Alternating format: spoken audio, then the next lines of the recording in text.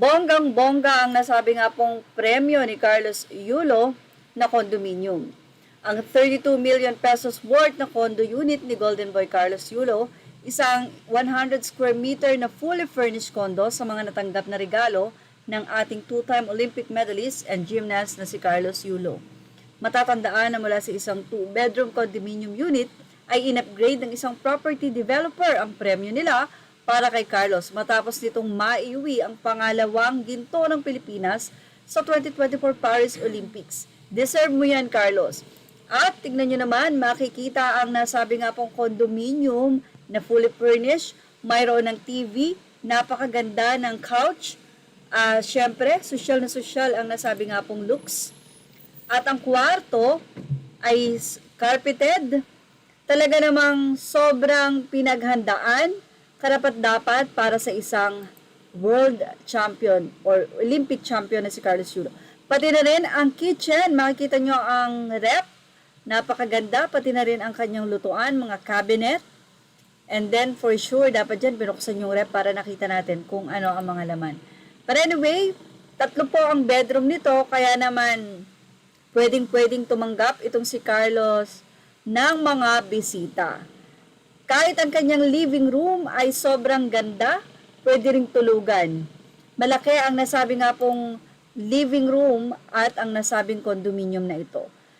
Samantala, may hiling naman ng mga netizen. Nila, sana daw yung pamilya dyan man lang tumira or bigyan man lang kahit kalahati sa kanyang income.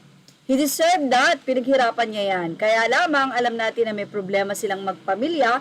Sana magkaayos na silang lahat. Ang isa naman ay sinabing sana wish ko lang pamilya ni Champ Carlos Yulo makasama niya dyan tumira. So, well, why, talaga namang for sure makakasama ni Carlos dyan ang kanyang mga magulang.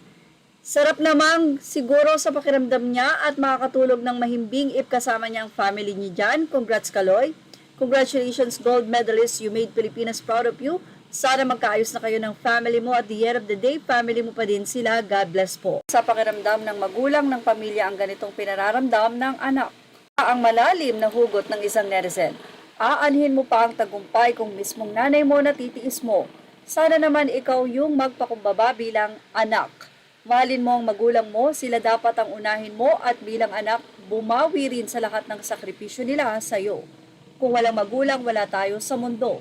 Naging mapera ka nga, naging sikat ka nga, ang tanong masaya ka ba talaga sa nangyayari sa iyo habang pamilya mo nang lilimos ng atensyon mo.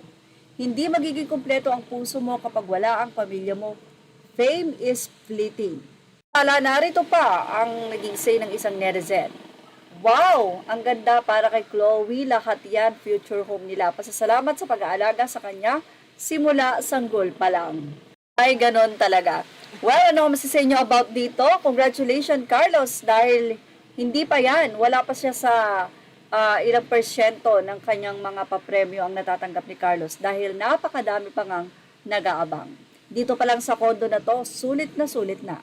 Thank you for watching. Images are all credit to the rightful owners.